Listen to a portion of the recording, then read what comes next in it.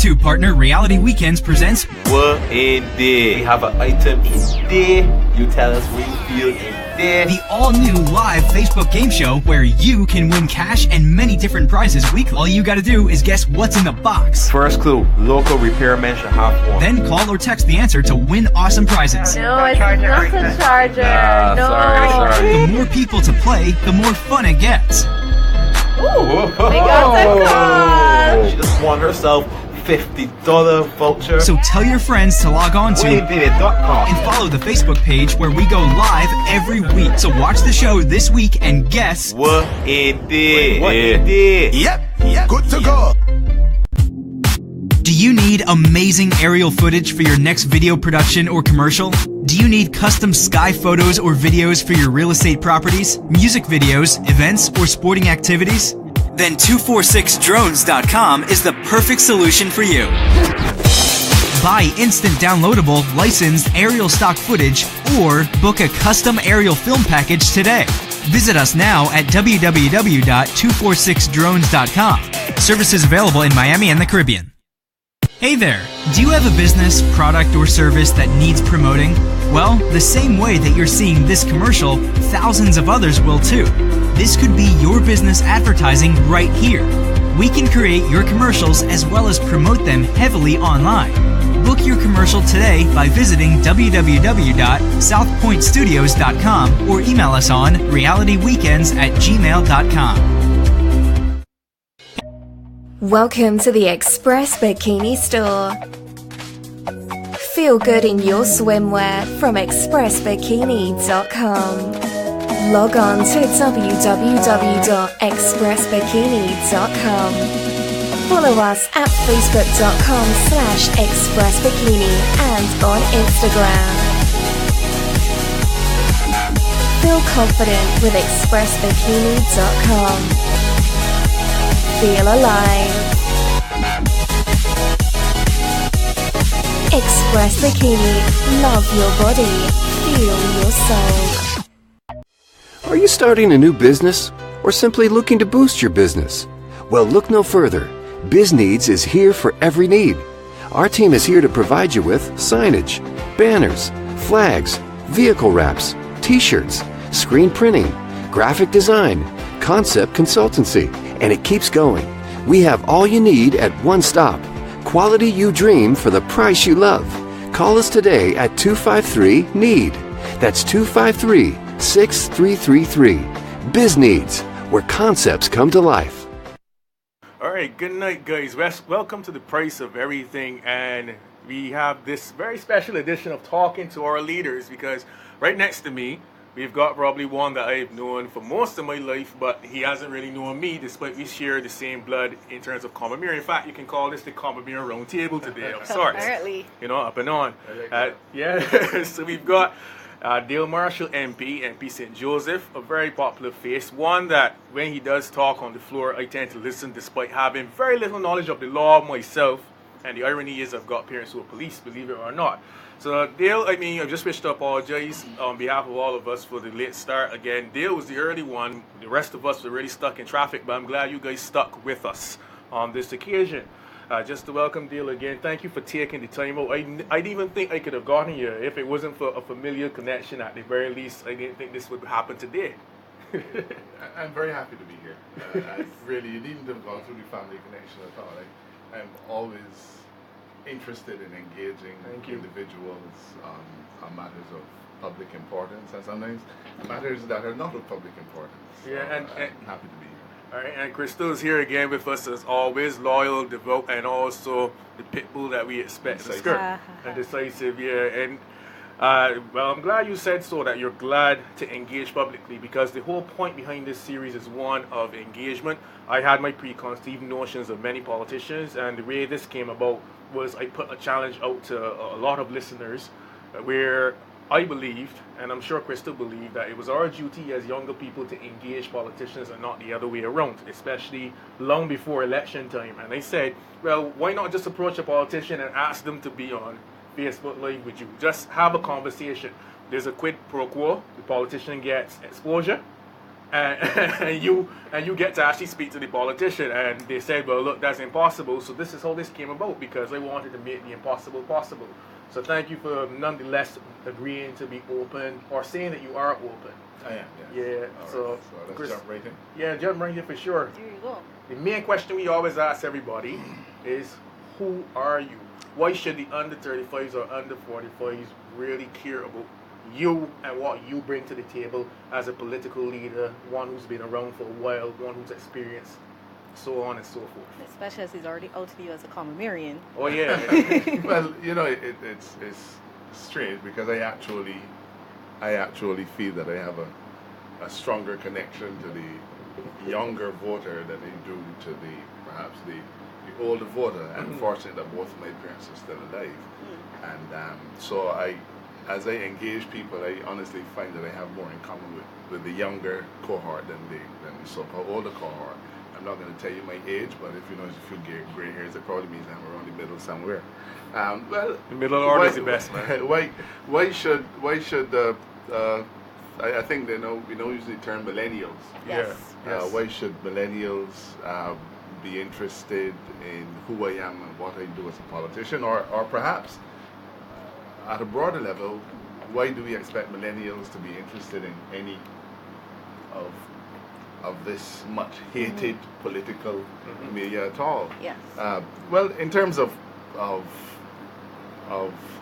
the importance of politics, and the truth is we've invested vast amounts of money in that millennial cohort. People who would have started with EduTech are probably now in their 30s. Yes.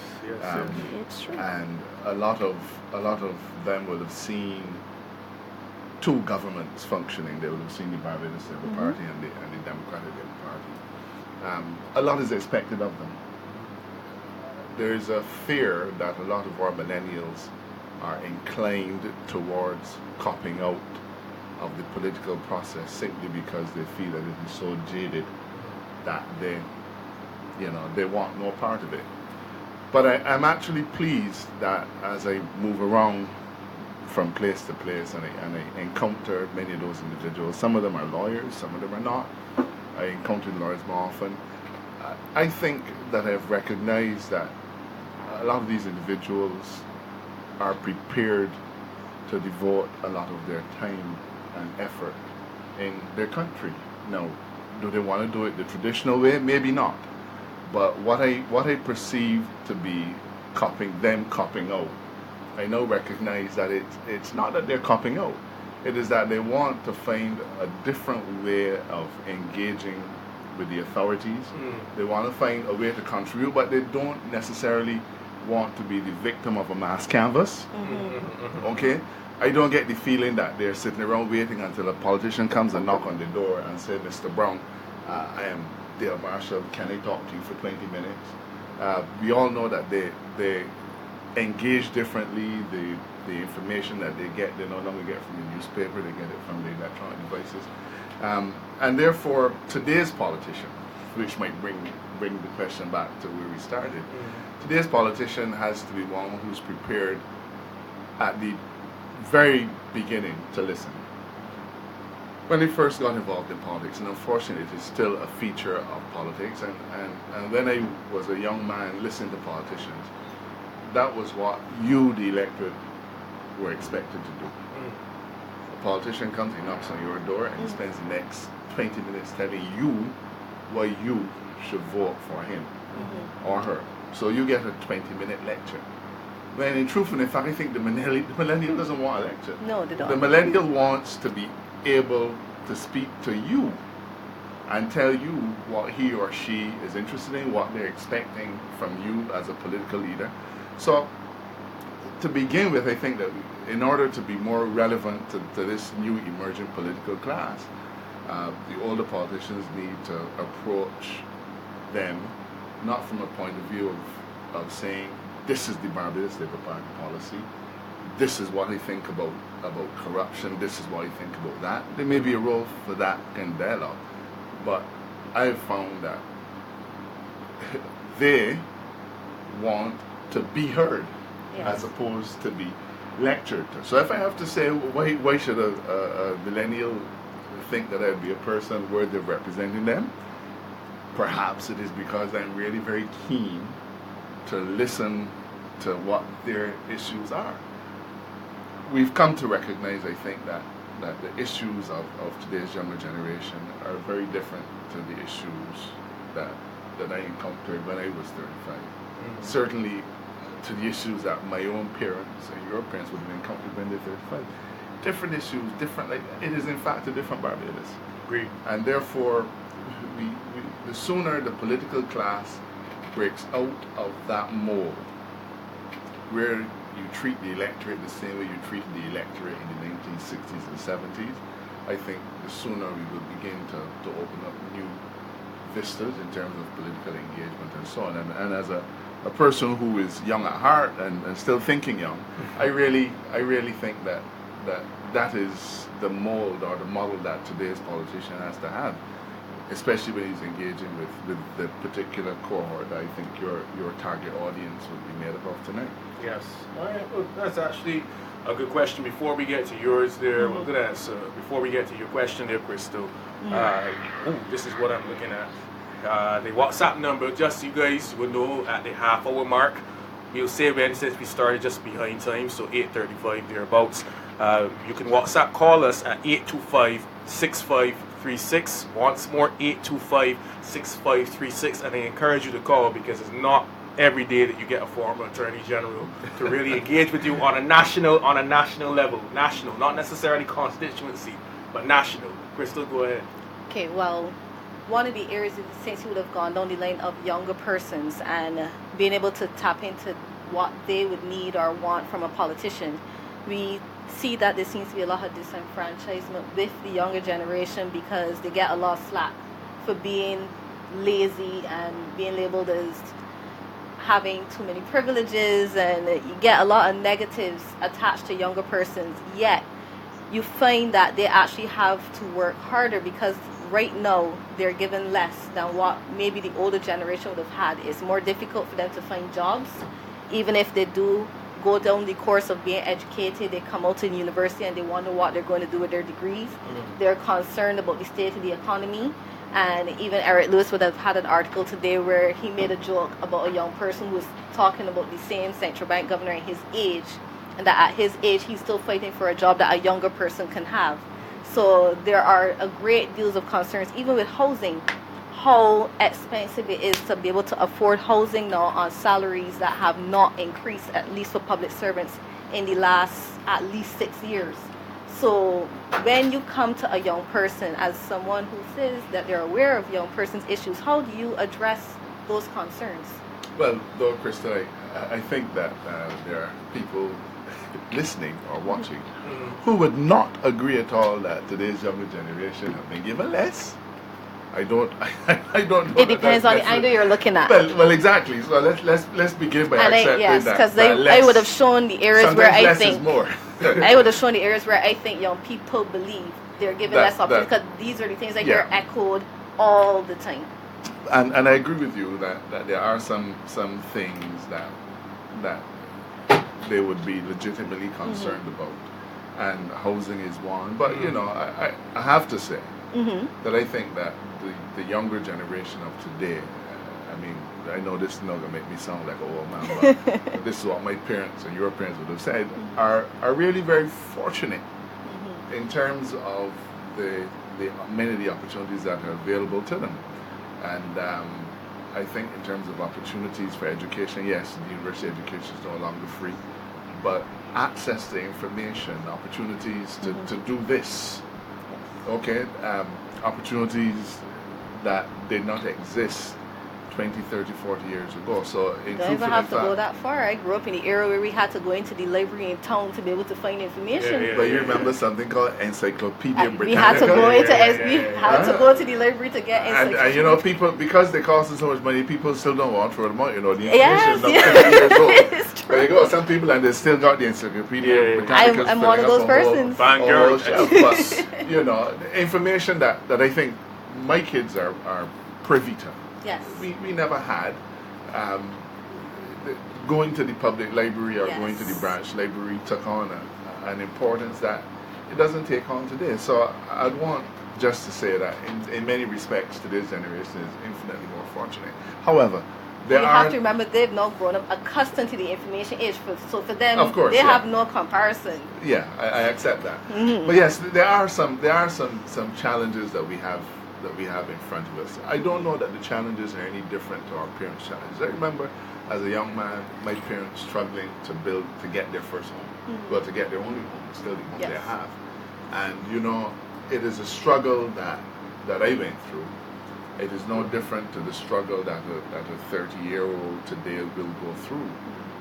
Yes, we say that today's houses are expensive, but somebody who would have bought a house, well, we all went to come here, a fine gentleman named Victor Pilgrim. Yes. Talk music, and you know, well, that's the Combermere spirit, That's you know. But Spanish. when I came back to Combermere to do a talk, I think it was I had just become a lawyer, and Victor Pilgrim pulled me one side and he said, "Dale, the first thing you should do is buy a house."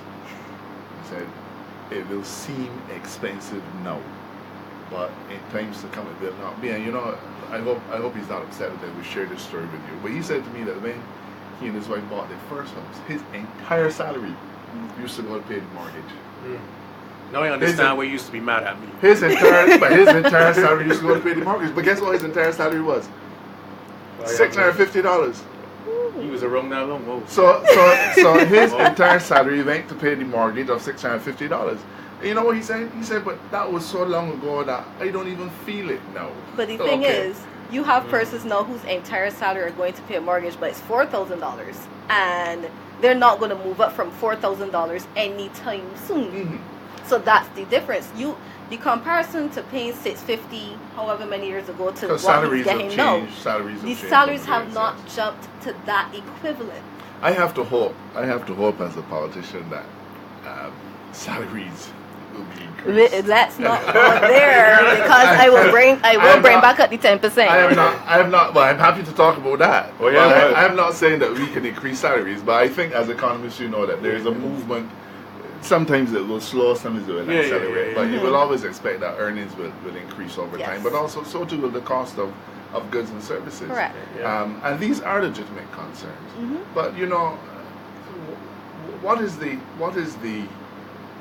what appetite can Barbados afford in terms of the provision of housing for every 35-year-old?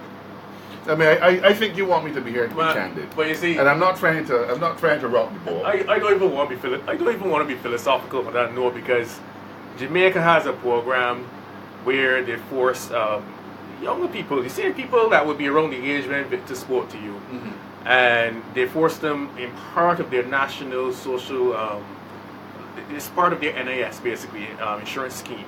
They also get a portion that goes towards like a mortgage, like a down payment for a home. By the time they hit 25, 26, Singapore has a similar model.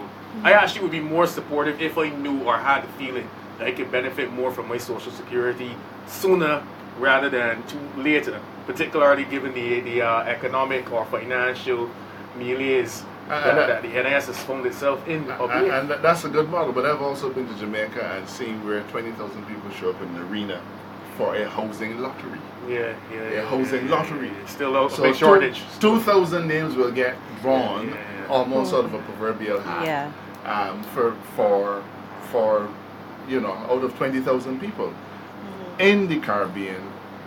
I don't know if we are going to be able to. Maybe I should talk about Barbados specifically. We have a limited land mass. We also have some areas which are not good for housing. Correct. Some areas that may be good for housing, but are maybe better for agriculture. Then I ask the question about what appetite we have. Every young man and woman wants to own their own home, but that is no different to a generation ago or 2 generations ago. There are some things that happen in Barbados that I think we need to draw attention to. There are derelict houses in Barbados. People have bought land and gone to England and not looked back in 60 years. There are. I am sure that if we walk 100 feet in one direction in this very district, you will find a vacant lot that is available for housing. But if you ask, nobody knows who own it. Somebody probably buy it and go on to England and have never built on it. Now we have to find modern solutions for our housing needs. I am proud to live in Barbados, where the statistics will show we have the highest percentage of individual land ownership anywhere in the Caribbean. Yeah. Okay? Yeah. And we know some of the reasons for that, the Tenantry Freehold Purchase Act and all those kinds of things. That was a major one. Yeah. Major bit of so if you have that, then you've come a long way. Now, will my 21-year-old daughter want to live in a house, or will she want to live in a cute little duplex?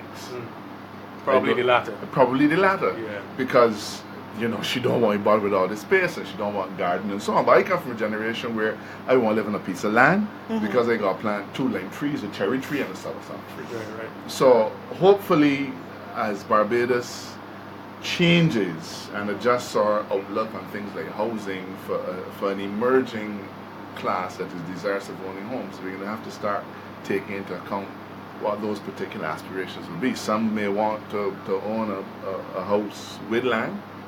Others may just want to own a duplex. And I think if we put those things together, we'll come up with solutions. But housing prices are increasing, and it is the government's obligation to provide housing solutions for those people who can. And I do hope that if you do form part of the the next administration, you don't become Minister of Housing, but to focus more on where I know your real strengths to be. The irony is I also see you as one of the more effective communicators when you're on the floor. When I do listen to you, I hope we're doing the same thing. No, but this is the thing. It's going well enough at this point to not, if Crystal isn't snapping at you or chomping at you bit, right? You're doing a good job thus far, right?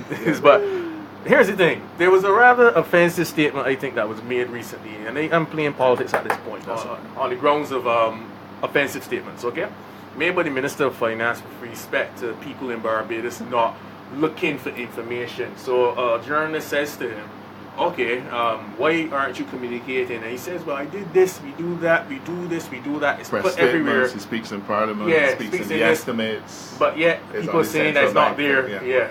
And my thing is, we made the assumption that there's a lot of laymen in Barbados. A lot. We also have the reality, you just spoke to your daughter, that things change. People's attention, their attention span in general has gotten much shorter. Is it the role of the politician to always be communicating above and beyond what you would have expected some generations ago, given the factors that I highlighted just now? In my view, it is, and I'm a politician, so I'm not playing politics. I live politics. When the Democratic Labour Party sought the public trust in 2008, among the things they promised, it's in their manifesto. I have a copy of it.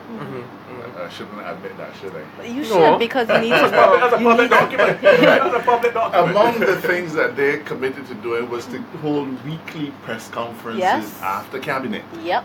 Okay. Following a model that works well in Trinidad. Yeah. I wonder who was supposed to speak. They probably had about 2, and they've had no more. Okay. Any politician, especially politicians who form the cabinet of Barbados, are under a duty to communicate thoroughly and effectively with its citizens. Plain and simple. There's no excuse, there's no alternative. For a minister to say that the information is out there, I think that is a cop-out. The information is always out there. But if that was the thing, then ministers need not say anything to the public. Because somewhere in the information, maybe you're going to look in the Central Bank website or the BIDC website or GIS, there's bound to be information, but how is it packaged?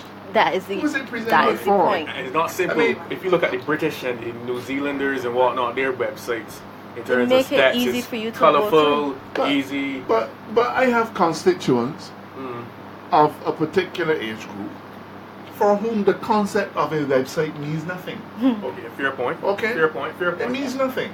There are young people in Barbados who, because of financial circumstances, don't have access in their homes, ready access in their homes to Wi-Fi. They gotta be able to get work or get to school in order to do it. So agreed. I'm still handing out computers to young people in St. Joseph who don't have. So at least he admits it publicly. if there was a universal platform,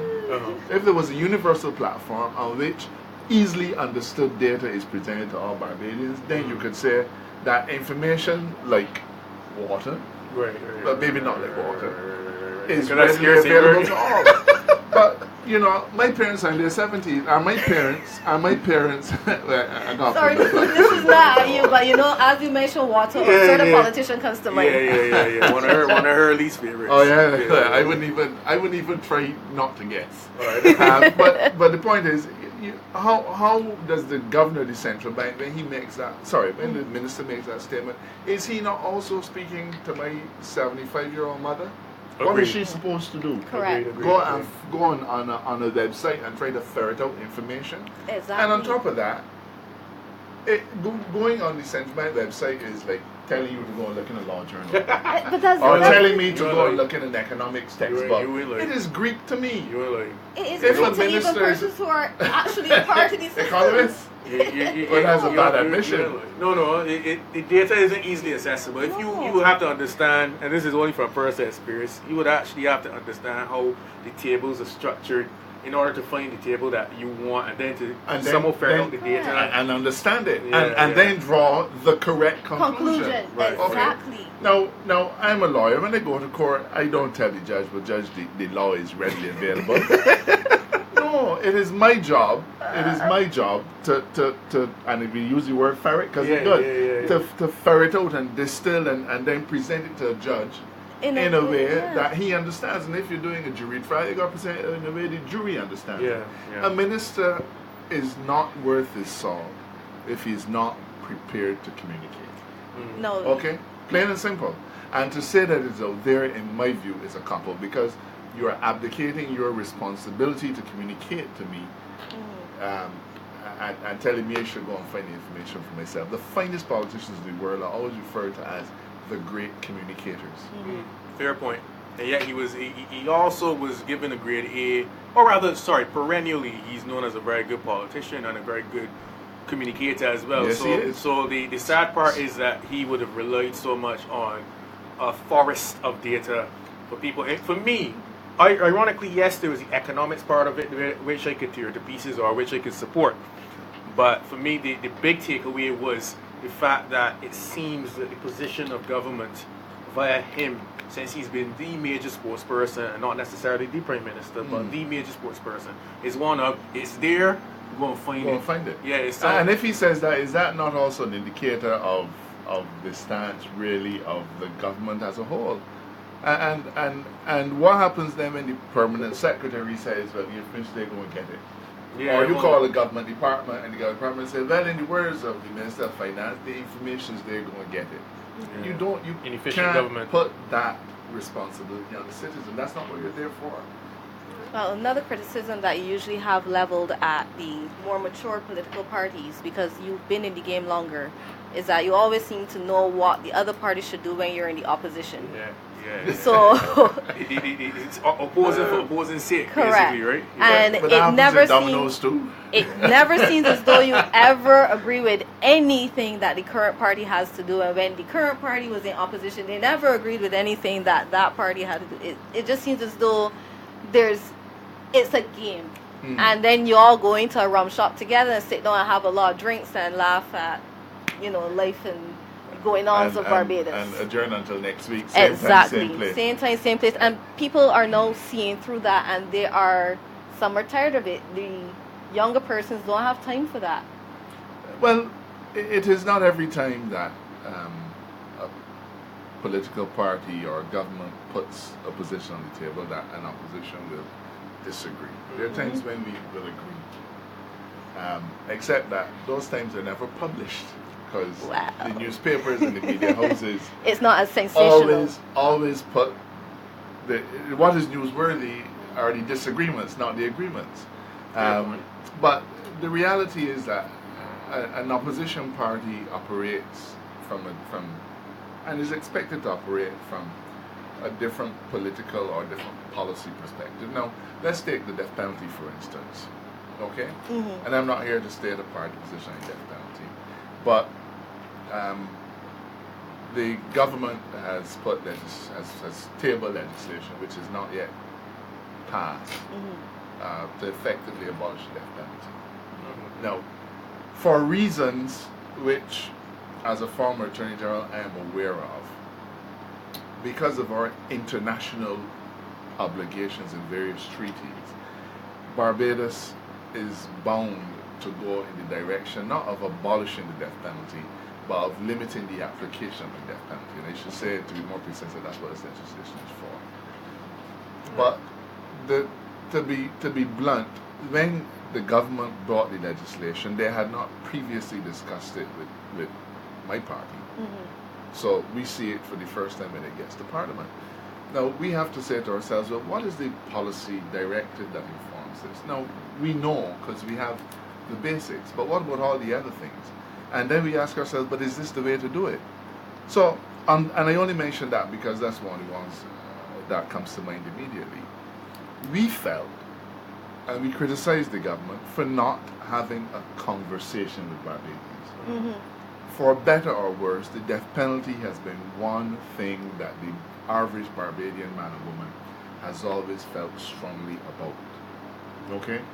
And if you're going to take that out of their legal landscape, you have an obligation to come and talk to the people.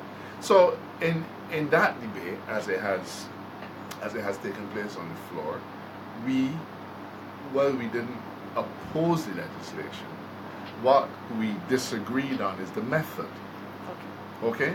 So I'm trying to point out to you that this is a piece of legislation that in fundamental areas the opposition agrees with.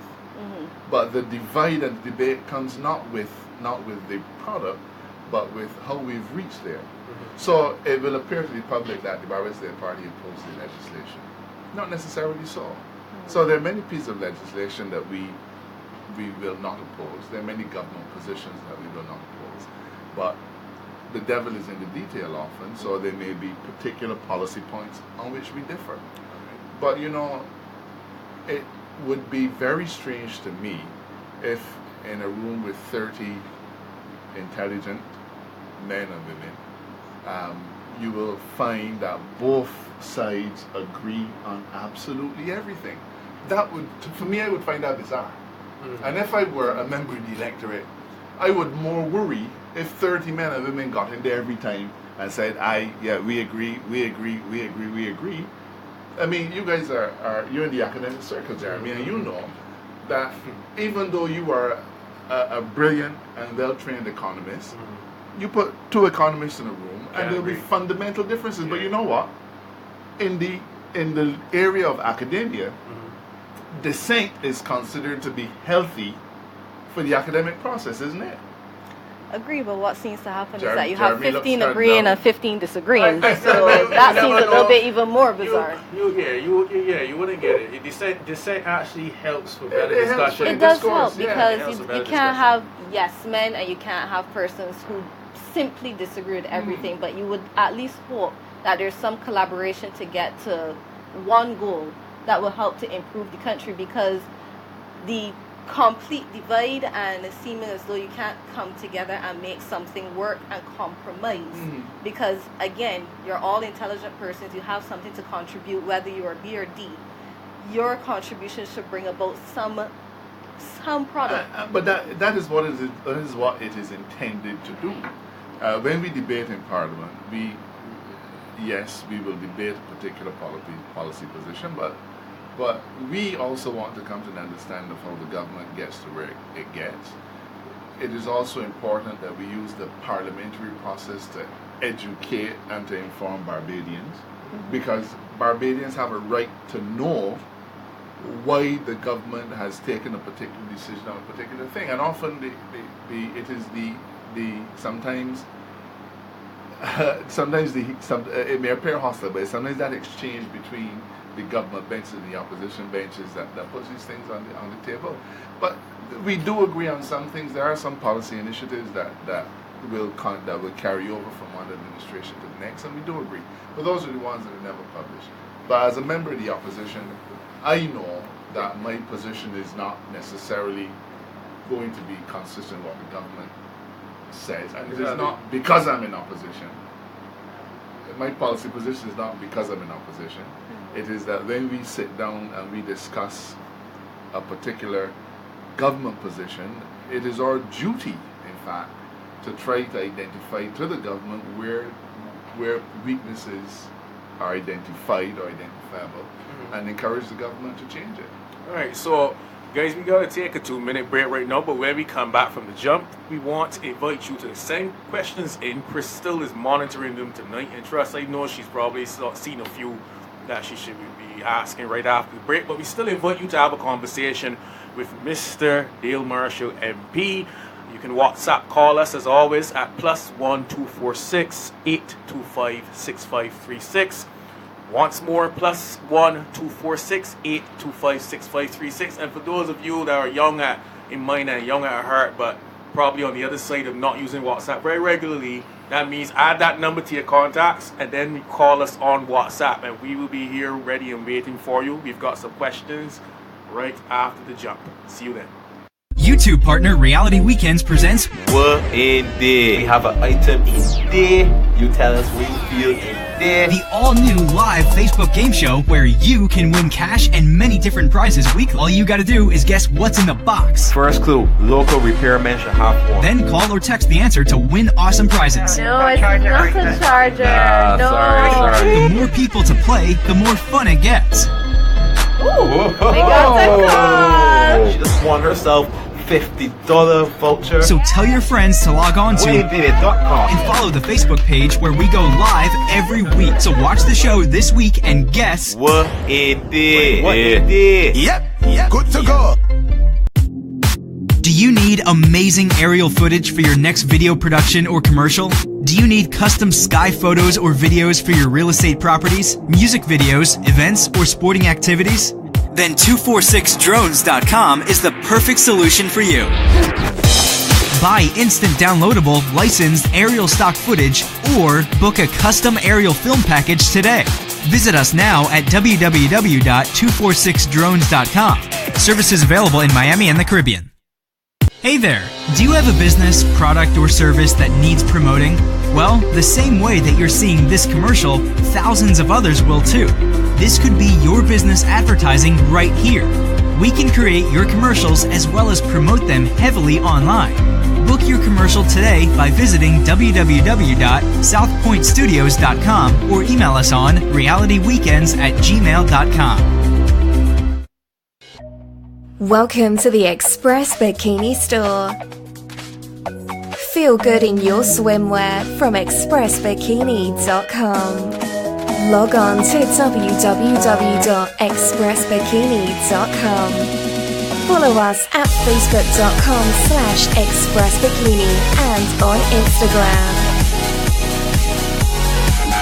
Feel confident with expressbikini.com. Feel alive. Express Bikini. Love your body. Feel your soul.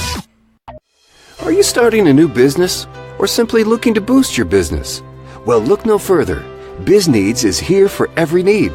Our team is here to provide you with signage, banners, flags, vehicle wraps, t-shirts, screen printing, graphic design, concept consultancy, and it keeps going. We have all you need at one stop. Quality you dream for the price you love. Call us today at 253-NEED. That's 253-6333. BizNeeds, where concepts come to life. Hi guys, welcome back to the show, and we are soon about to go into our question segment, but before we do, we have one burning topic that we would like to have addressed by our guest tonight, and we're diving right into integrity legislation. For those of you who would have been watching the first program, you would have seen the Honorable Minister Donald Innes addressing that particular area and his statements with regards to integrity legislation and the fact that he does not think it is necessary, and that elements of integrity legislation have been incorporated into other legislation, and it may not necessarily be the most prudent thing to come up with new legislation. So what is your take? First off, how would you define integrity legislation? What would you expect? And is it something that you think should be in place? Well, if you forgive me, it's a little bit odd for a minister to go against his party's position on integrity legislation. Considering that it was in their manifesto? It was in their manifesto, and it was one of their 100-day promises, one of many. Look, one of the biggest challenges that, especially developing states, is faced with is the question of accountability among its political class and its senior public servants. You're not going to get away from that. In some countries, accountability is secured by the state through integrity legislation and something that's also called sunshine legislation. We can come to that in a bit because I'm not here to talk legalese. Yeah, no problem. The thrust for integrity legislation is not new. Integrity legislation was drafted, I think, when Sir Henry Ford was Attorney General of Barbados. It was drafted, it may even have been laid in Parliament. Various administrations have flirted with the notion of it. I can tell you that one of the things that is uncomfortable about integrity legislation is the element where you are required to disclose your assets. Okay. That was his concern as well. But, nobody put a gun to my head and told me to offer myself to the electorate. There are certain standards that you are expected to follow, and there's nothing at all wrong with the state having a watchdog agency to monitor and police those standards. Now, it would be inappropriate for me, especially taking into account that I have to be concerned that my host may get sued for something that I may say in defamation. I wouldn't do that here. But there are certain burning concerns that Barbadians have about what they perceive to be an unusual accumulation of wealth and assets that does not match the salaries that are publicly known. I happen to know what a cabinet minister earns. I also happen to know what a backbencher earns. I know what I earn as an opposition MP. Okay, so and I don't think it is a maliciousness on the part of Barbadians. But if you're going to be a serious politician, you're going to have to accept that there's bound to be accountability. And that accountability you already encounter in other parts of your life. If I want to borrow $4 from a bank tomorrow, okay, two of us approach the bank at the same time. I am an animal called a PEP. A PEP is a politically exposed person. A commercial institute. I'm a lawyer in private practice. We have clients who, when they discover that I am an active parliamentarian, they then have to look at me and my ability to serve them in a completely different way. So we have to accept that in today's world, politicians are going to be held to a higher standard. Correct. We have to allow our citizens the benefit of some comfort in knowing that we are not taking advantage of your engaged privileges in an exercise in trying to accumulate personal wealth. Yep. And I have no difficulty with that level of scrutiny. Now, we can't avoid integrity legislation. Barbados is a party to 3 international conventions. In fact, all three of those international conventions were negotiated by Sir Louis Tull on behalf of the Barbados government when the Owen Arthur administration was in power. These were conventions against corruption in public life. So we can't, on the one hand, actively negotiate conventions against corruption. We signed the treaties, And then we want to say, well, but we don't want to follow through. The government put a bill on the table, prevention of corruption, and in it is in that bill it talks about disclosure of assets, it talks about the obligations and penalties that are available against people in public life. Now, Barbados is a small society, and there are difficulties, Crystal. Yes. Yeah, the difficulties, because we only have 270,000 people. And take, for example, a person who you want to serve on a board. Because of the sweeping nature of this legislation, if I invited you as a bright young mind to sit on a board, you would be required under the legislation that is passed. You would be required to disclose your assets. Now the thing is, I'm asking you to take on a burden for which you will be paid the handsome sum of $108 a month. It's not a lot. $108 a month, and you'll be making board. You might be on the film censorship board or on the board of the UDC and so on and so on and so on. Yes, some boards will award contracts, and you have to be careful. But we recognize that Barbadians always wanting to be private people. That's our nature.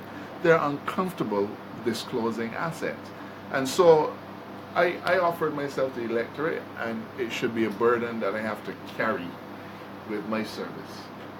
But our difficulties arise where we have to ask you or Jeremy or Richie or somebody else to be a member of the statutory board, and you're now told that you must disclose your assets, and your wife got to disclose hers, and each of your children got to disclose theirs. It is at that point that the intrusiveness becomes a bit of a bother.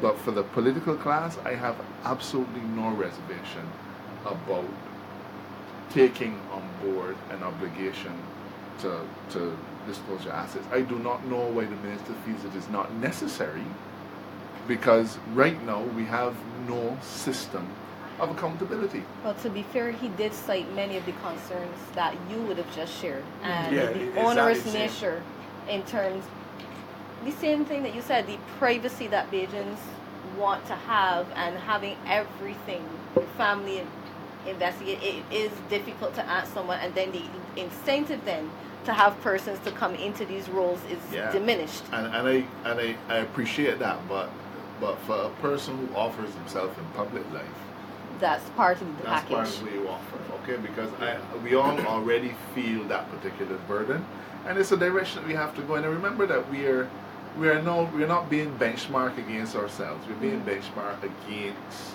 the standard, the established standards in other states and in other countries. It is standard that this kind of legislation exists. But if we can spend 10 seconds to talk about Sunshine Law, because that's the other side of this whole thing. The concept of sunshine, and it would appeal to you individuals. It says that government, as part of being accountable, you can't operate under a veil of secrecy.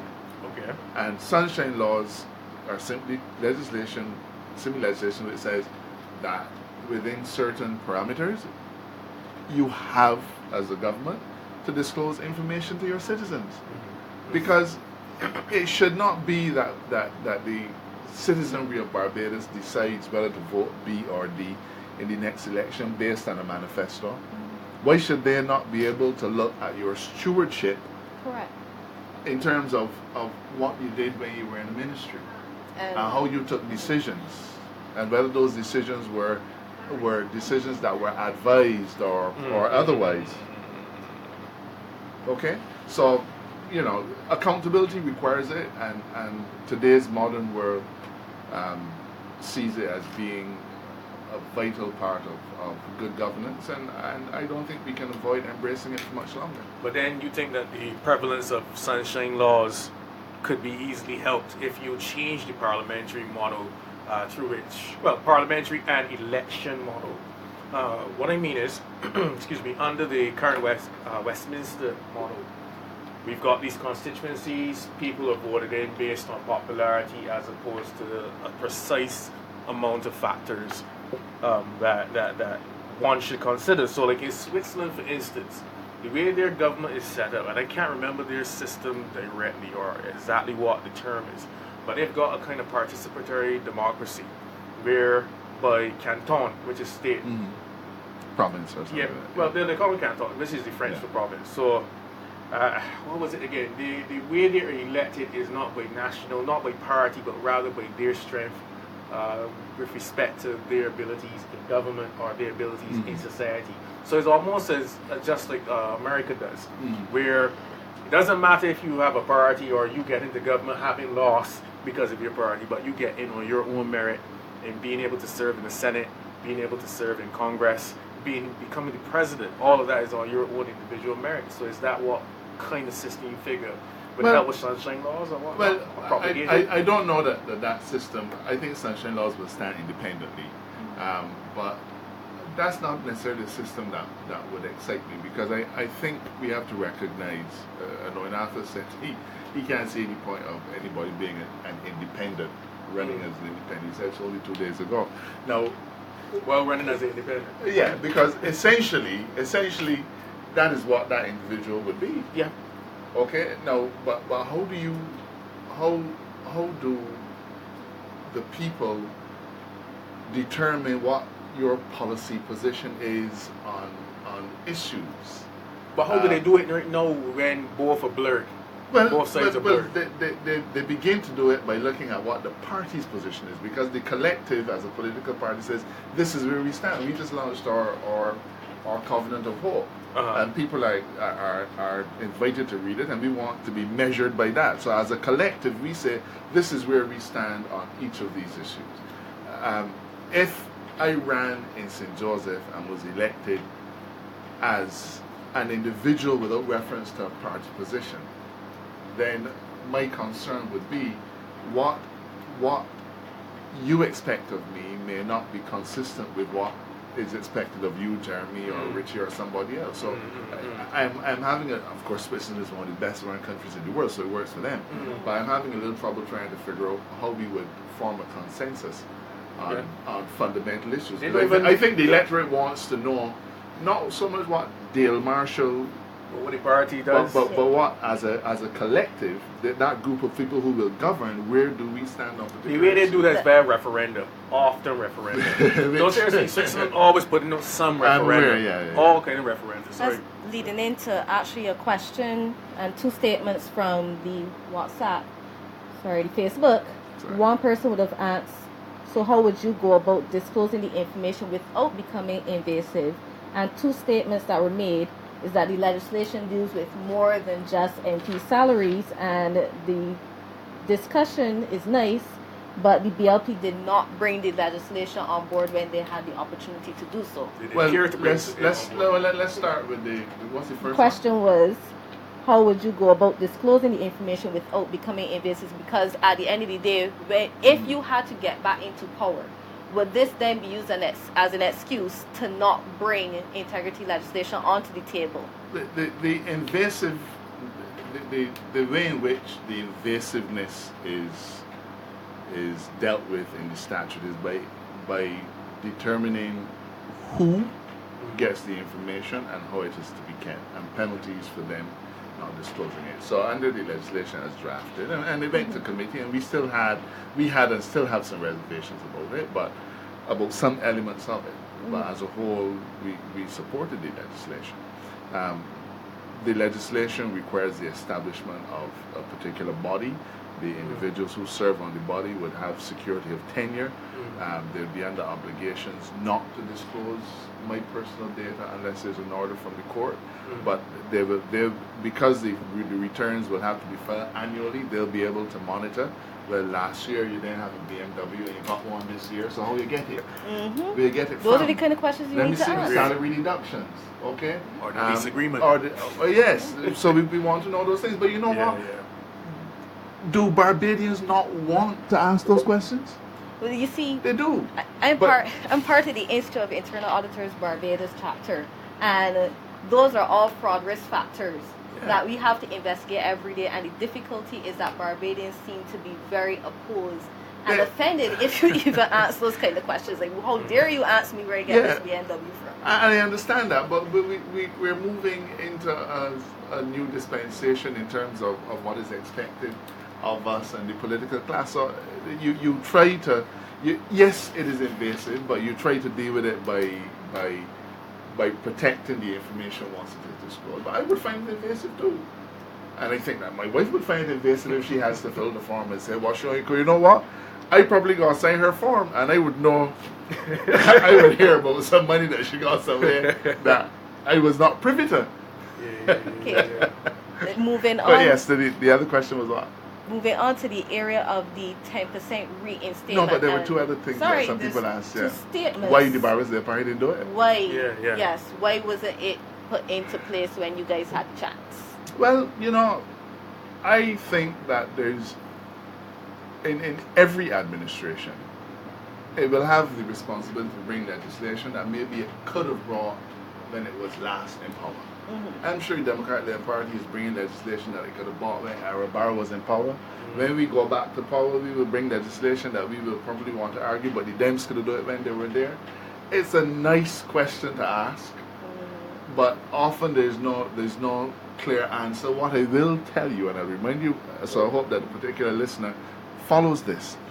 When we were in government and in the closing time of our administration, I think it was in 2007, Barbados signed on to those treaties. Okay? So while we didn't bring the legislation, we did negotiate and sign on to all three treaties. I think we signed on to them in 2007. Now, the harsh reality is that we lost the election in early 2008. Now, is it something that we would have brought? I believe that we signed the treaty and we committed to it as a cabinet, and it would follow that we would enact the legislation required by those particular conventions. So, yes, it is true we didn't bring it, but I think that was more a circumstance where when you signed the treaty in 2007, you got election in 2008, it certainly wasn't on my immediate radar. And in relation to, for those persons who are not completely aware of what integrity legislation is, and we try not to make it sound as though it only consists of digging into person's salaries, what other aspects of the legislation? Well, one of the interesting aspects of the legislation that we have, and it's not called integrity legislation, it's a bill dealing with corruption. Yes. And I can give you the exact name. It is called the Prevention, I think it's Prevention of Corruption Bill, but Act has been passed. One of the interesting things that people might like to know about it is that it provides that anybody who gives a contribution of $500 or more to a political party, that the political party must disclose it. Hey, I was going to give him some rum tonight. Make sure that rum costs less than $500. A mini would suit me fine. Bajan rum a little ain't get anywhere near there. But it deals with that as well, because what they're saying is, look, we operate. While Parliament doesn't recognize political parties, Barbados does. Right. And while I think that's one of the things that we debated in committee, we felt that dollar figure was too low.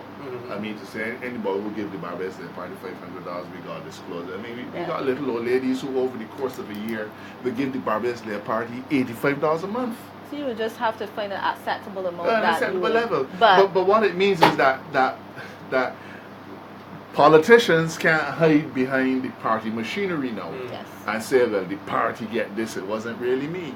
Because somebody who gives the Barbados Labour Party, Democratic Labour Party, $1 million, you need to see where that $1 million went. You need to know where it comes from and so on. Now donors may not want to be known, but again, that's the reality that we face. People want to know who are the individuals who are supporting political platforms, and then they will want to connect that, not unusually, with who are the people who get contracts to build buildings around Barbados. And who are allowed to not pay back certain amounts that you will see coming up in the Auditor General's report. Exactly. And then this even goes even further to the whole power of certain, let's say, checks and balances systems in government. So like the Public Accounts Committee as one as an example. Like. But one of the other things I think is worth mentioning is that, public servants don't corrupt themselves. Corruption is not between the Ministry of Agriculture and the Ministry of Housing. Corruption will be between the body who want to build something for the Ministry of Housing, or who want to get a contract from the Ministry of Agriculture or the Barbados Water Authority. That's really, so the treaties recognize that you ain't gonna have corruption unless there's a private sector element. Okay, and the legislation that has been tabled and the treaties themselves recognize. Listen, the public sector may be the people corrupted, but the benefit comes from somebody out there in the private who wants to get the contract, who want to pay the dollars. But how he treats his corruption, because sometimes people believe that as a public sector problem. It's shared. A lot of people believe that's a public sector problem. So I'm glad that Dale managed, if I can call you. Yeah, that's fine. Okay, please, okay. yeah. You realize he's also very approachable. I encourage that. So Dale, this is all commentary his role. So Dale essentially brought that to light. But Dale essentially brought it to light that it is an entire system, is a systemic problem. Right? Yes. It's us. It's the us. private sector is who does pay the bribe. Yeah, no, it's actually very good. And you know, this even goes. I'm glad you used the word bribe. Well, hey. Glad you used the word bribe. Because according to our benefit. Oh boy, you're changing it now because no, I don't want to offend anybody's sensibilities. because according to our ministers, there's no bribery or corruption in Barbados. What do you mean by law in terms of the official standards? But this actually has been leading on because Chris, I see some questions. You generating actually the most discussion that we've ever had on the show. That might be a bad thing. But before I got left for him myself. I might need security. It's actually not bad at all. Trust me, it's not bad, boy. I will say this much to the audience though. You know, you're discussing a lot online, but we still invite you to WhatsApp call us as well. And you realize he's very friendly. He hasn't gotten his $500 contribution just yet, so there's no need for disclosure. So he's very friendly and whatnot. And I brought my own water. He's snubbing your water? It was an offer. I brought my own. I don't want to accept any contribution. So with that said, I invite you all to WhatsApp call us once more, +1 246 825-6536. Again, ask questions with respect to accountability and governance. I mean, this is where we're going. I can see some of you, however, online talking about the downgrades, and probably at the end of the show, I will give a quick wrap up as to why those of you that said you're numb, because I kept seeing this popping up on Facebook that you're numb. That's actually the most dangerous thing. When you're numb to a drug, is possibly when you're near death. But I mean, there's been so many downgrades. Yeah, but I mean, if you catch a lot of STDs, it doesn't mean that you ain't gonna get sick. That's the way they look at these things. That's the way they look at these things. So, I suppose he could have said the flu or something. I gotta took make it right there. I gotta make it real sharp, right? As a someone just said at one point I would keep my $4.99.99 contribution. You should know that's your connection. You do know that a proper investigator is going to look at those kind of amounts that are just under the threshold as well. Discrepancies. But just by the way. I'm very interested though, Daly, your thoughts with respect to the role of the AG. Do you see that evolving? Could you help people walk through AG? Of the AG? Because a lot of people, I think that's actually the most misunderstood role in all of government. I don't think the general populace and even more so millennials fully appreciate the kind of work that the AG does and the responsibilities the AG holds. And why, for instance, the AG should be acting a particular way versus not acting a particular way, and how the evolution of if it's a role that actually has to evolve. It's one that never had much communication outside of the remit of the AG. But of late, that role has evolved in terms of the communication. Evolve or devolve, depending on how you look at it. Yeah. So I'm very interested in a man that has been AG for a significant amount of time. Well, not really. Well, for me, it's still significant. Anything is in it. But let's go back to first principle. Under the Barbados Constitution, only 2 cabinet posts are mandated. The Prime Minister and the Attorney General. Those are the only 2 that are required by the Constitution. So that is why you will always find that historically, whenever the Prime Minister goes and he gets sworn in, at the same time the Attorney General is sworn in, so as to maintain the constitutional mandate. I think that is a recognition of the importance of legal advice to any administration. Now, by convention, perhaps, the Attorney General's office is always, it always includes the portfolio of the Minister of Home Affairs. And for good reason, because there are a lot of things that a Home Affairs Ministry does that will impinge on law and order elements. The basic role of the Attorney General is to really advise the government, though he will generally not advise them himself. You have the Solicitor General's office that does that element of it. Through him, you also have the DPP's office, which is responsible for the prosecutions, and the police is also under your portfolio, though by law I can't give the police direction. I can't even give the police instructions on who to promote. Okay, I can't even tell the Commissioner of Police who to promote. But all of those things fall under the AG's remit. So as long as it is going to be a matter relating to law and order, then you will find that will fall under the Attorney General's Can the Prime Minister do that, however? Do what? Influence the A Prime Minister can influence anything. Okay. But under the law, we as the executive of the country cannot give directions to the police in terms of operational matters. Okay. Okay. All right. So I could not, if somebody called me and tell me, man, there's an accident here, police think I can't pick up the phone and call the commissioner or call the get this way and say go to there. That is not allowed in law, and it is actually enshrined in the statute. And this is this particular to the office of the AG or across the board for all ministers? Well, all of our statutes relating to statutory boards will say that the minister gives policy direction. Right. Okay? Right. But let us be practical. A minister of housing who has charge of the National Housing Corporation, while he will give policy directions, he will also say, listen, I want a piece of land in my constituency clear and I want to put some houses there. Equally, the Minister responsible for authority will ensure that his constituents have water while mine might not. Okay? But hypothetically. Hypothetically, of course. Though my shortage was not hypothetical. But all of our legislation will say that the Minister will give policy direction. So whether it's the Minister of Labour, the idea is that government agencies are established to function autonomously. Right. That's why you try to recruit people of great skills to man them, and you also try to put boards there with people who are sound and so on. Right. So our role, strictly speaking, is very limited to policy across the board. But the statute dealing with the police makes it clear that we cannot give.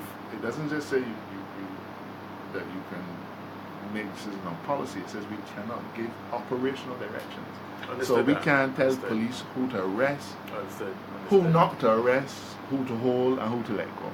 I'm glad you brought up the DPP, because one of the other areas that we would have addressed was the matter of holding persons accountable, and then what do you do when persons refuse to be held accountable, refuse to pay taxes, refuse to do their part and play their role. What does that do with DPP? The DPP prosecutes criminals. Yeah, it's a criminal thing. It's one thing when you get to the point where you have the smaller man who is engaging in criminal activity or tax evasion and all those other things. Tax evasion is a criminal thing here? A criminal matter here? Tax evasion is criminal. All right, good. So good. So we can see the system works to make sure that those persons are held accountable and they are punished. But it seems as though the bigger the amount, the more it falls. The bigger the fish, the more it falls off the table, and some level of intimidation seems to be there to prevent actual prosecution from going forward. Well, look, let me say that I'd want to take the DPP out of this, because I don't think in the context of our tax administration, the DPP would have a role except a person was guilty of tax fraud or something like that, where there's a specific criminal offense. people are under duty to pay taxes. But every single tax and statute that we have in Barbados establishes a simple mechanism for the Commissioner of, well, used to be called the Commissioner of Inland Revenue, or the Director of the NS, to collect those taxes. All they have to do is to go through their records and see Dale Marshall owe $800. They fill out a form and put Dale Marshall of this address, that address, this is tax number, you owe $800, and file it in the Marshall score. It takes all of 10 minutes. Okay? And 5 of those minutes are spent standing up in line. Okay? And you file that, and within 7 days, it serves as a binding judgment against me, which you can now enforce. Now, my big difficulty with, and maybe I gotta come back another night. I don't normally beg to get invited back, but I want to. But what needs to happen is not the involvement of the DPP. What needs to happen is for the BRA to determine who these people are that owe taxes, file the certificates, and enforce the law. Plain and simple. It isn't hard, it is time consuming, but here it is. We have to accept that the greater a person's income, the more complex their tax positions likely to be. Simply because they will have more money available and they will use more mechanisms and they can have corporate structures and so on. So it is always going to be harder to establish what a wealthy person should pay in taxes than to establish what perhaps you, Jeremy, will pay in tax, because it's easy to see. You get a salary from the University of West Indies and that's it, okay? But most of these persons would have to submit audited financial reports which would have a correct, and it also has a reconciliation between what would be the accounting tax amount and the actual amount they would have to pay into the same block. So but those returns are prepared by the taxpayer. So it is then for the taxing authority now to say, well, this return is correct or it is incorrect. Okay? Now, the tax authority is able to say, well, this don't make no sense to me because I see that body driving a BMW and I understand that they this and that and you know what? We have instances where we know individuals have charged statutory corporations usurious amounts of money in legal fees. But the thing is, no, you don't think that the BRA is in a position to say, well, you see that my tax return and see if it is accounted for, and if it isn't accounted for, then do an audit and follow it up. But that makes sense to me. But what is stopping this from happening? Which is always the question. We recognize. I can tell you in part. In part. Okay. Part of the difficulty is, and again, Barbados is a small society, and there's always a reluctance to appear to be going after somebody. I don't know what it is. Unless you are a criminal. A lot of people fear victimization. Well, are you looking at it from the other way? I'm saying that the from tax. Your end too. Well, that is possible. It is possible that the word you use to is intimidation. Those significant amount of assets usually have the means to make sure people don't bother them about. And that may be, but you know that comes back into the governance and accountability thing, because I feel that public servants, if they're going to be given a job to do, they should be able to do it without interference and so on. I never used, when my ministerial officers had things to do, I found out when it was done. I didn't get involved in it. But the position is that I lost my. Let's bring down Mini. But I think I was saying that the individuals have a duty to go and file these things. There's a possibility of intimidation, yes, but there are systems to protect them from that. But we will be in a better position if the government uses the mechanisms at its disposal to try to collect the taxes. But you know what happens? Nobody does anything. I was telling you why in part it is not possible. Oh, yes. We have to accept that we have some government departments who are given monumental tasks to do but no staff to do it. Or resources. Now, if we talked about the BRA, and I have some issues with the BRA, not personal, but policy, but as an attorney in private practice, I can tell you that the individuals who have applied for tax amnesties, okay, but they have not been able to get them processed simply because the BRA does not have the staff to do it. Okay. Because in order for you to deal with my amnesty application, you must now go through all the years of taxes, all the years of my tax filings and so on. But in addition to that, now piled onto their shoulders is the need to do tax clearance certificates every time you want to sell a piece of land. If you do not have the staff available just to file a tax certificate, say John Brown owes his taxes, then how are you going to have the manpower resources to handle all of the other things that you're required to do? And you as a person involved in that area, you would know that an audit ain't, it is not easy. Yeah, it's not. It is not easy. And it is time consuming. Now, you have a large number of taxpayers, and you know, if you don't have the staff resources, it's going to be very difficult for you to get where you need to be. How is the technology as well? Because if we had improvements in the technology, then you would not need as many people. But it seems as though that seems to be a difficulty as well that they may be experiencing. And I'm sure it is. But you know, we encountered a situation recently where in the company's registry, for example, by January 31st, everybody has to do a particular filing in relation to corporate returns, and you know when it's happening because it has to happen by January 31st. So at that particular point, you're going to become inundated, and the people only have one cashier. One cashier. So we have these systemic difficulties in how we operate. It's almost like, you know, you don't remember that last year, coming to this particular time, you were inundated with people. So for some reason it don't occur to you to put on more cashiers at that point.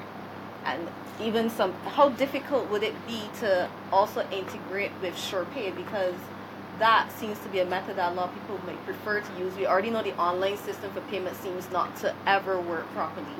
So why is it always so difficult to use these methods to help to alleviate some of the issues? It is not difficult at all, but there's always a reluctance on the part of government and public servants to broaden the exposure of citizens to public leaders. SurePay is something that the public already is accustomed to. What was that? There's two questions. One guy tried to call in, but it seems like it's not working. And he asked one that was very interesting, one that you would like, Crystal. And then there was another one from one of our friends there on the chat, and she clarified her position. So I asked these two questions. Yeah, go ahead. So the first thing is, this person is asking if it's possible to give the Auditor General more power to get especially government entities to submit audits generally, just barely strengthening the position of that office. Because the majority if of I can the answer entities don't that, submit you're right. While it is possible to give the Auditor General more power, the question that you have to ask is more power to do what? So the National Housing Corporation, I'm trying to think if they're up to date in their audited accounts. I suspect they're not, but let's pick on them, okay? Not in a mean way, but because it's the name that comes off your lips quite easily. I used to be chairman years ago. Now, if the NHC does not file its annual financial statements audited, then the Auditor General is in no position to look at the state of their accounts and to give an opinion on whether the financial dealings of that corporation over the course of the last year are in accordance with the standards that you require. Now, it's important for us to know that, because if you know that, then you guys deal with deficits, you will have an idea of what deficits there are. But when the accounts are not up to date, you know, you just don't know. Swimming. You just don't know. But what is the power that you would give to the Auditor General to do? Now, the Auditor General is a government functionary. Now, the concept of one government functionary bringing quote-unquote charges against another government functionary is one that's not known. It's just not known. What needs to happen is that the Auditor General needs to have staff to be able if necessary, to step in and deal with a particular issue at the statutory corporation. If In it his doesn't same file. report, he said that he is understaffed. Oh, we know he's understaffed. In fact, in the Public Accounts Committee, we made representations to the Minister of Finance to provide money for his staffing. He is understaffed, severely understaffed. He has vacant posts that he has not been able to fill. Part of the problem is that the qualified accountants no longer work for government. I was just going to tell you, I actually have friends who are qualified accountants that have said that they have applied for those positions and have never heard a response. Yeah. And I know a lot of persons who have applied, they're qualified, they do not get these positions, yet they're still vacant. But you know what happens? The Auditor General doesn't get to choose his staff. Exactly. They're chosen. But- They're chosen. No, but these are the anomalies that we need to do. So it's one thing to give him more power. But maybe it isn't more power that he needs. Maybe we just need to help him do his job better. But why If can't and he the get other- the staff that he needs? Because it's not a matter that people are not What's the applying. name of it again, though? The central thing that does the hiring in government. Well, it's it slips my mind, but Yeah, but it's the slips same my mind. agency we having. They used to call it personnel administration. Right. Yes, Right. yes. So that's the problem. So here's the thing: the Auditor General needs to count his staff. He ought to be able to interview the staff and say, "I want you." Correct. Go there and these are the Right. terms of reference and so on. But it doesn't happen that way. Two things there before we get there. So our friend says that she wanted to know your thoughts on leadership going Yes. forward with respect to the perception of a fractured party. So that's more of a BLP issue. No, and I'm happy to do that. But before we get there, somebody actually left us a voice note. I don't know if it will play. We'll see if you can hear it. Good night, You to best vet it boss. first. Yes. Well, if you consider we just Yes, good night to you, boss. This is Ronald here, Channel. well, that's one of my people. I got something here looking at here right now called People's Manifesto, right? I'd like to put a question to this man, right? Deal. This is from me. See, what I will put in place a recall act, right? So that when we vote for somebody and they do nothing for we maybe say within a year, that the electorate have the electorate have the right to recall the body to vote for Trinidad doesn't have something within like that. a year or let me say a year and a half. Mhm. Recall their votes and have that person removed from the position they are holding and somebody else get that position. Because the needs is the people that we're looking at right now. You see the situation in China, so you understand it? Mm-hmm. We have no representation, even though we vote for someone and give them that right to look after our affairs.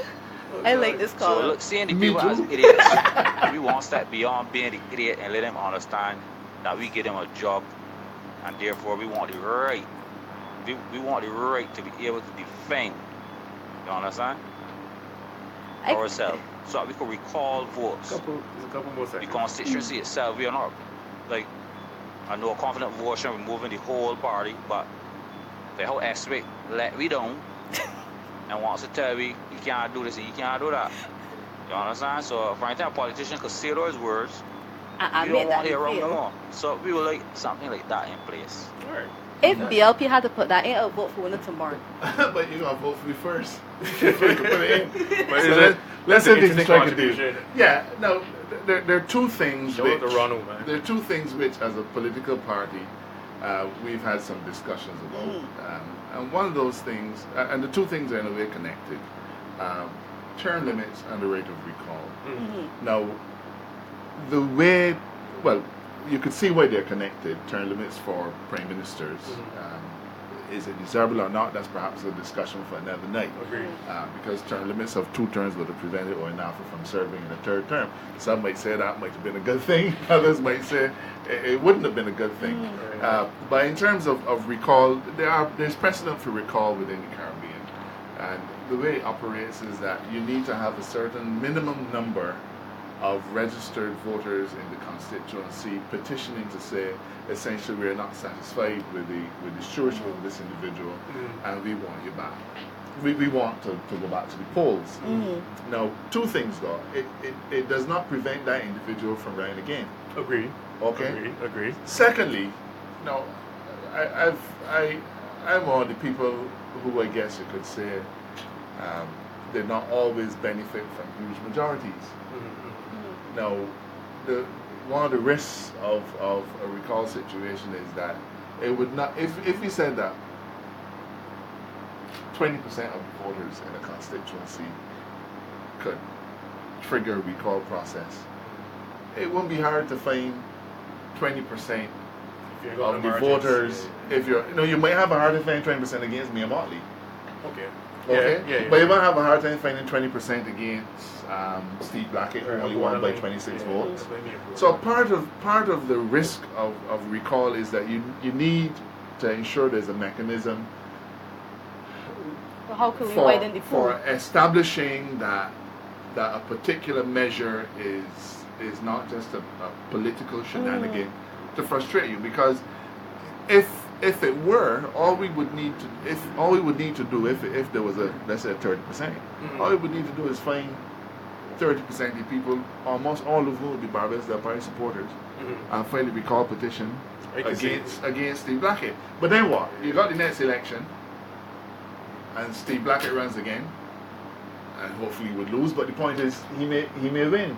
So you will have, what we have to secure ourselves against is an arbitrary triggering of a mechanism which will now tie up state funds, throw the country into an election mode.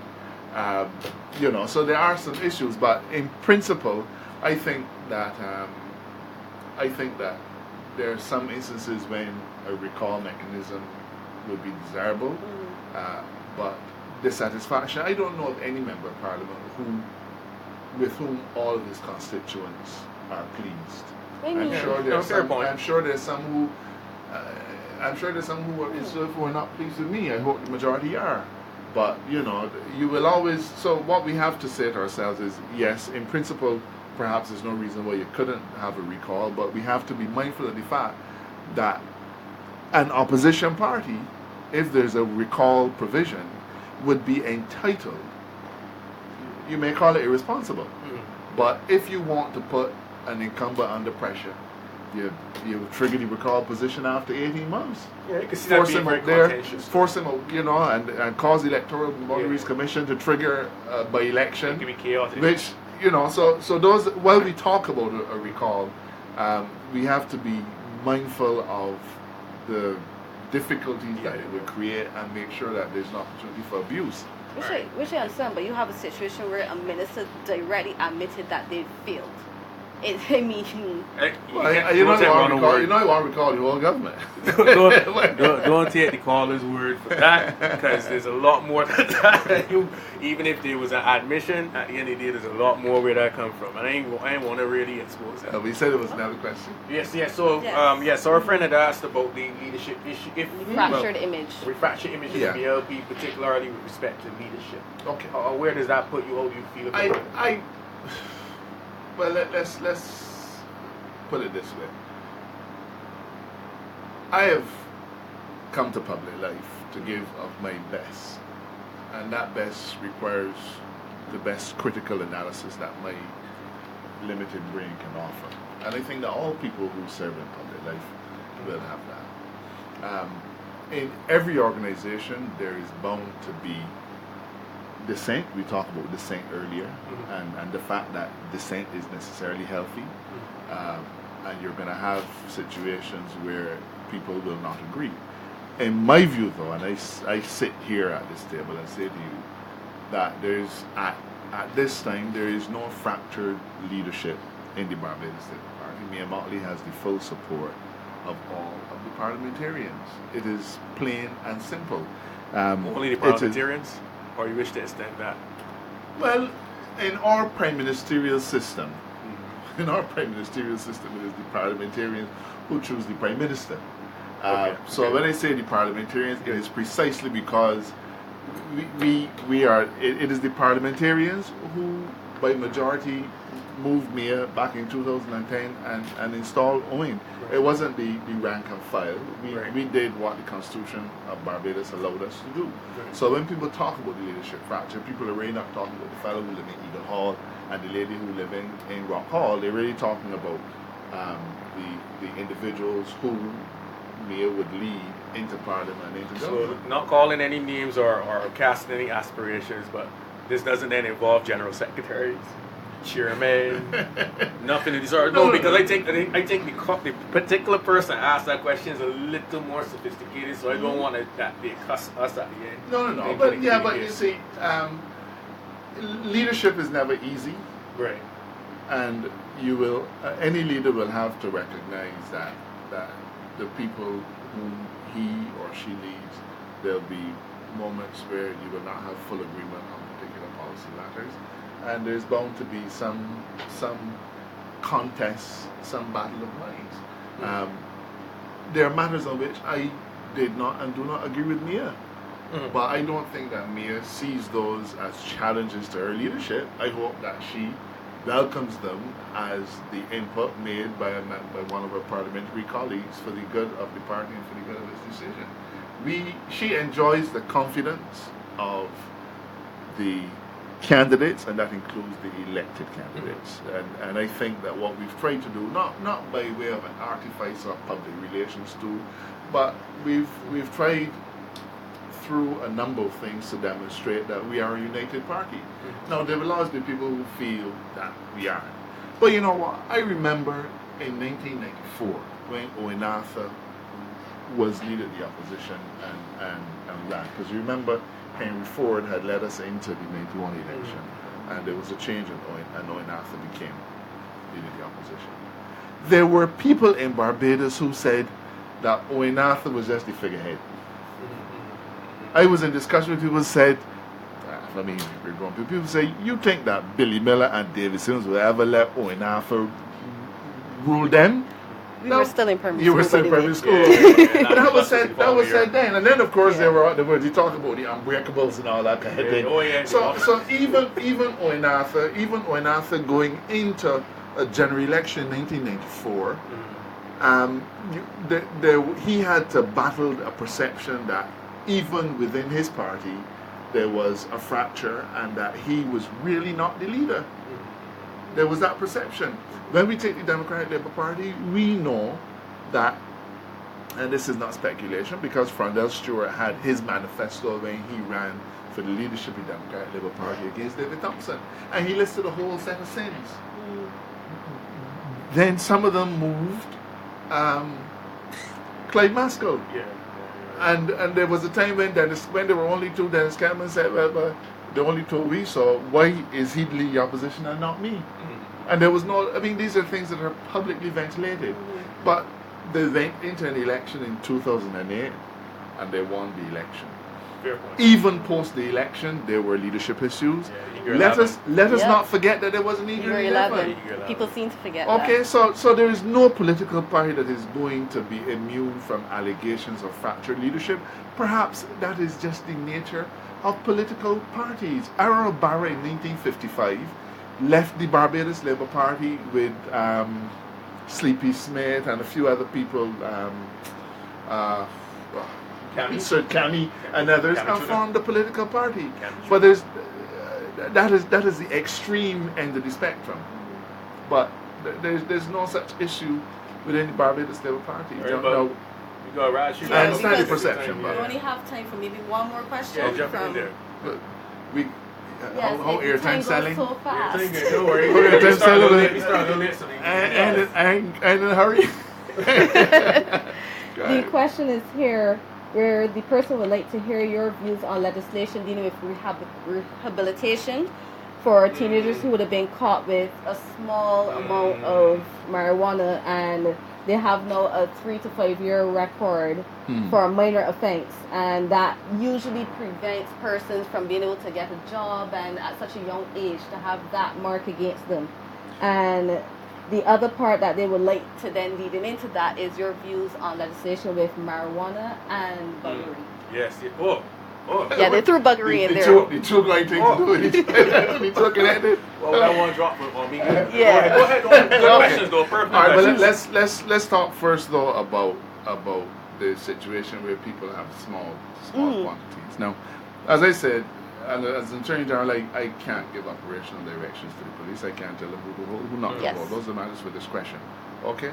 I remember making a turn that it turns out I was not supposed to turn right at, and I did not know that I had a policeman behind me. And they pulled me over, I was not in politics. Then they pulled me over and point out to me that I made the right turn, and I made a wrong turn. And they said, well, follow me, sir. I thought they were making me head down to the straight with them. So I followed them. They carried me right down to the roundabout, and then turned back around the roundabout, and they followed me back to where it was. Yeah. And the gentleman said, you're free to go. Okay? I wasn't arrested, I wasn't charged, but it was such a humbling experience that whenever I pass that particular junction, I don't even think about turning right. Yeah. The point I'm making is that every policeman, while he or she is under an obligation to follow the law, I think that there is a discretion as to whom you will charge and whom you will not charge. No policeman could tell me that every 18-year-old who is found with a piece of marijuana in his pocket will always go before the courts. But would you like to leave something like this up to discretion, because there will always be persons? I'm just beginning at that point, okay? So what I'm trying to say is that in the eyes of law enforcement, there are some situations which will require a penalty, and there are other situations which might not, okay? Now, the truth is that anybody who gets charged with any minor offense at 18 ought to have an opportunity to go through the rest of his life without this particular smirch in his character. It is what society requires. I'm not encouraging lawlessness, but I believe that we have to deal with these things on a case-by-case basis.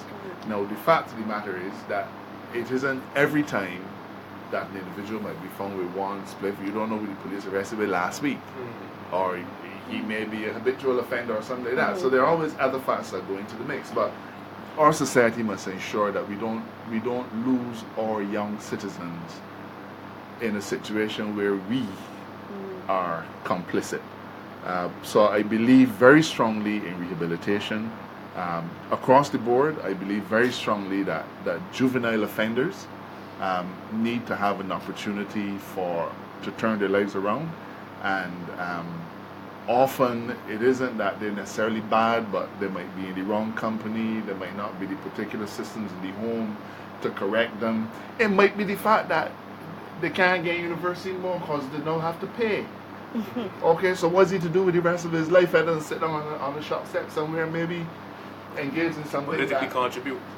Yeah. So the society has an obligation to do that, but I can remind the particular listener that we do have legislation which allows for the expulsion of records enacted by the Barbados Labour Party, and so long as it is of an offence of a particular kind, if you keep your nose clean for a period of time, then you can apply to have your record expunged, and thereafter it is as if that record never existed.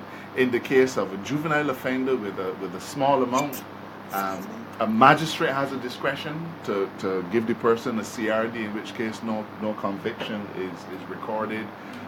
So it's going to be a combination of things. We need to have police operating in a proactive way. We need to have a court system that recognizes that it in every instance that you got to lock up a fella or treat him in a particular manner that gives him a blemish that he has to carry on his back for the rest of his life.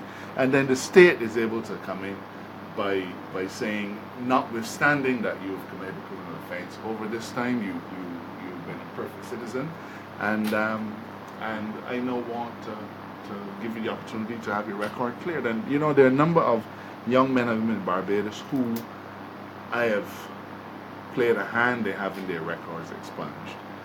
And you know, it is hard to believe when I see them that this could have been somebody who 4 or 5 years ago get in a fight in the bus stand, or pelt a bottle through a man's shop window or something like that, because that's not the individual that presents before me now. The individual now is a young man who has a family, who has turned his life around completely. And you know, I can't tell who some of those people are, but they're some of the finest young men and women in Barbados, and they're leaders now. Would you be able to post that information, either you or someone in your office, on your Facebook? Because I myself didn't even know that you can go through a process to have your record expunged. Legislation on marijuana. Listen, marijuana at this point in time is an illegal drug. Okay, there is a growing lobby to have it made available for medicinal purposes.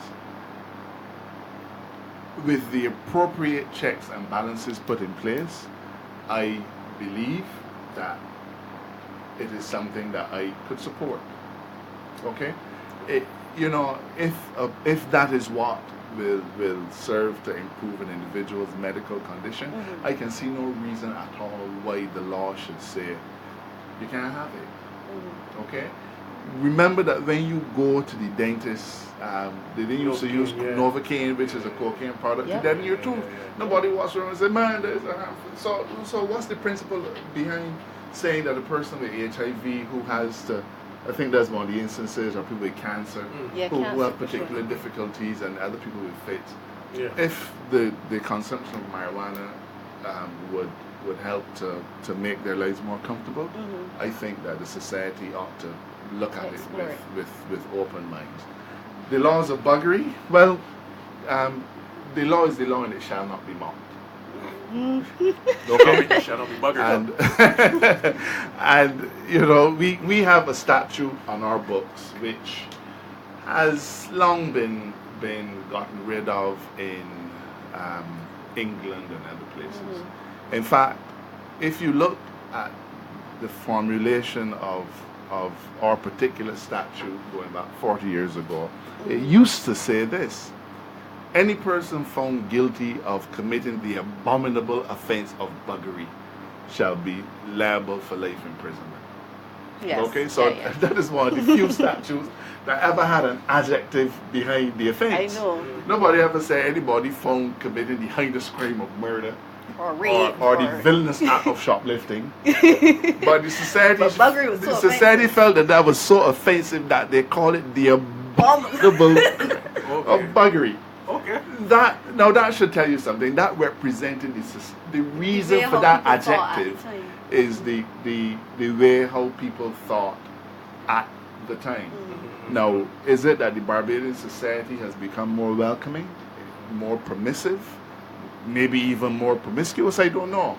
But certainly in the international community, attitudes have changed. Now, as a political party and as an attorney general, the law is the law. The law is the law. And our position is clear. At any time that we are called upon to make any fundamental changes to the law as it stands on matters that we know the Barbadian electorate holds dear, it requires us as a BLP to have a conversation with the people. Plain and simple. Yeah. Well, no, that I can tell you, we definitely have to have you back if you have us. Nonetheless, at least you know your amongst colleagues and friends and Palmerians and whatnot. But I don't want free pass because we all went to university. No. You also know that we rip each other. So if it is that there's a policy directive that goes against everything we've discussed in here philosophically, then of course expect that I would then take arm or take aim on you as a result.